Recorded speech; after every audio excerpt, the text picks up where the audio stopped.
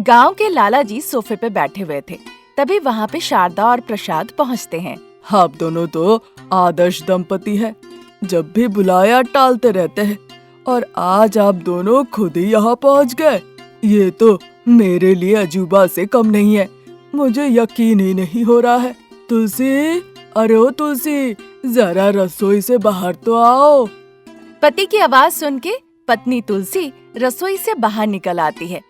देखती है कि लाला के सामने शारदा और प्रसाद खड़े हैं। उन्हें देखकर बहुत खुश होकर कहती है, कब आए भैया?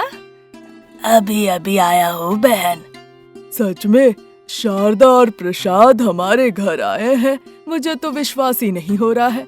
अब ये सब मजाक छोड़िए जी, पहले पूछिए तो वो यहाँ पे किस लिए आए हैं? मैं चाय बना के ले आती हूँ। कहते हुए तुलसी किचन की ओर चली जाती है। तो बताइए प्रसाद जी, क्या बात है? लाला जी, आप तो हमारे परिवार के बारे में सब जानते हैं।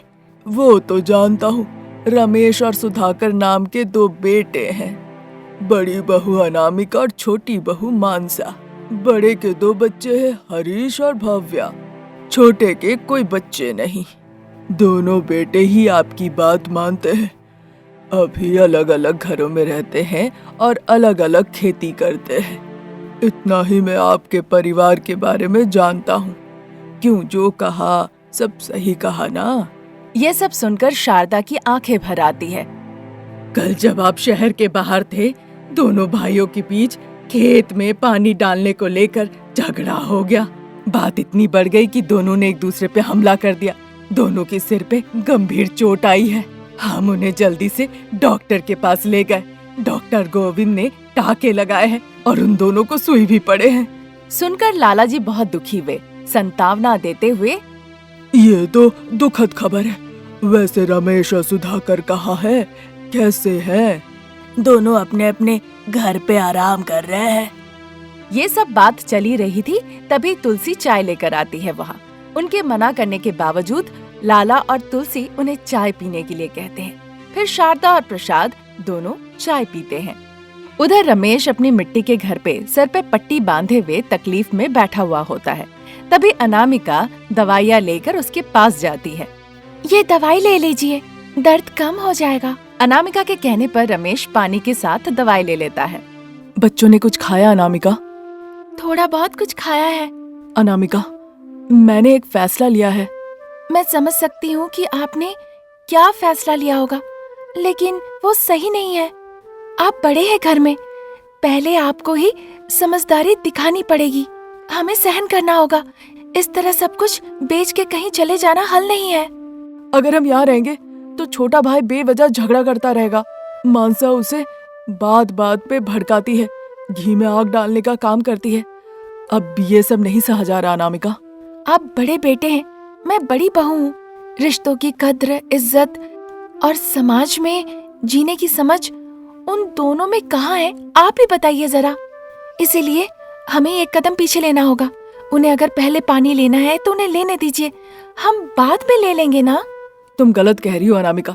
बाद में अगर उसने कहा कि हम पानी लेने ही नहीं देंगे, तब तुम क्या करोगी?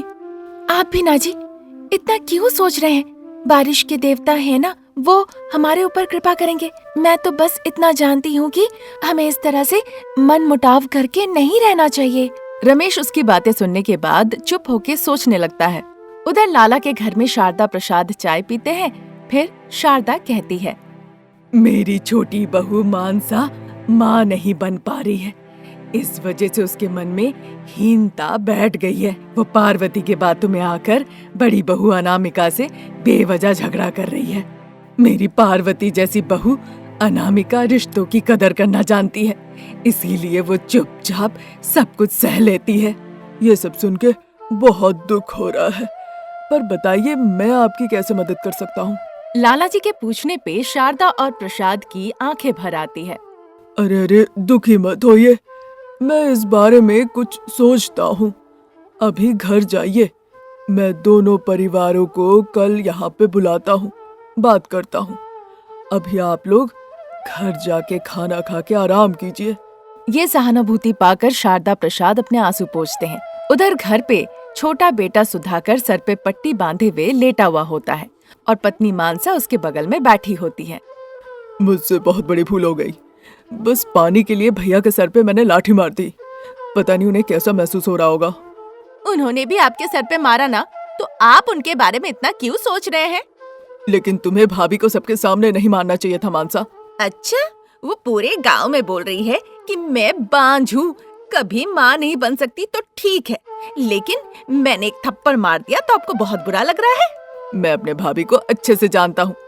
वो किसी के सामने कुछ भी नहीं कहती है जिससे परिवार की बेइज्जती हो। वो इज्जत बनाए रखती है हमेशा, और अगर कोई कुछ कहे तो उन्हें चुप करा देती है। वो देवी जैसी है। और तुम पार्वती की बातों पे जाके भरोसा कर ली। बीच सड़क पे सबके सामने तुमने भाभी को थप्पड़ मार दिया। कल पता चले पार्वती झूठ बोली थी तो? इतना होने के बाद भी तुम्हें अक्ल नहीं आया? यहाँ ये सब बातें चल रही थी। प्रसाद और शारदा घर लौट आते हैं। सुधाकर बिस्तर पे लेटा हुआ होता है। मानसा सास ससुर को देखकर, क्यों आए हैं यहाँ? देखने के लिए कि बेटा जिंदा है या मर गया? ये सुनकर शारदा गुस्से से कहने लगती है, सुनो छोटी बहू, तुम्हारे मन में जो भी आता है ना, तुम बस बोल देती हो। अगली बार इस तरह की बात कही ना तो कान खोल के सुन लो, मैं तुम्हारा जबड़ा ही तोड़ दूंगी। गुस्सा छोड़ो, बेटे को देखने आए हैं, चलो देख लेते हैं। हाँ माँ, मानसा से झगड़ा छोड़ो, मैं अभी ठीक हूँ। भैया कैसे हैं? अभी तक उसके पास गए नहीं। पहले सोचा तुम्हें देख लेते हैं, फिर वहाँ जाएंगे। तुम कैसे हो बेटा? मैं ठीक हूँ पिताजी।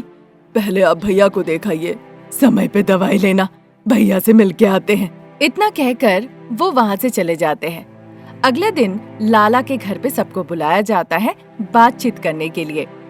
चाचा जी, आप हमें यहाँ क्यों बुलाए हैं? तुम्हारे पिता ने जमीन और खेत दोनों भाइयों में बराबर बांट दिए है। फिर पानी को लेकर बार बार तुम दोनों भाइयों के बीच लड़ाई क्यों हो रही है? हाँ, और मानसा, किसी ने कह दिया तुम बांझ हो तो बिना पूछे ही तुम अनामिका को आके सीधा थप्पड़ मार दोगी? उसे खुश होना चाहिए कि मैंने बस थप्पड़ ही मारा है। पार्वती! लाला जी के जोर से पुकारने पे पार्वती वहाँ दौड़ के आई। सच सच बताओ, या तुम्हें मैं इस गांव से निकाल दूं? बाबू, सच बता रही हूँ। कुछ पैसे पाने के लिए मैंने अनामिका के बारे में झूठ बोला। उसने कभी भी किसी के सामने बच्चा या परिवार के बारे में कभी कुछ नहीं कहा। ये सब मैंने कहा। मुझसे बहुत बड़ी भूल हो गई है, माफ कर दीजिए। तुमने सुना मानसा? अब तुम इस बारे में क्या कहोगी? थप्पड़ वापस ले पाओगी? बोलो। माफ कर दीजिए चाचा। और सुधाकर, रमेश तुमसे बड़ा है, तुम्हारा बड़ा भाई है, तो तुम उसे थोड़ा समझ नहीं सकते थे?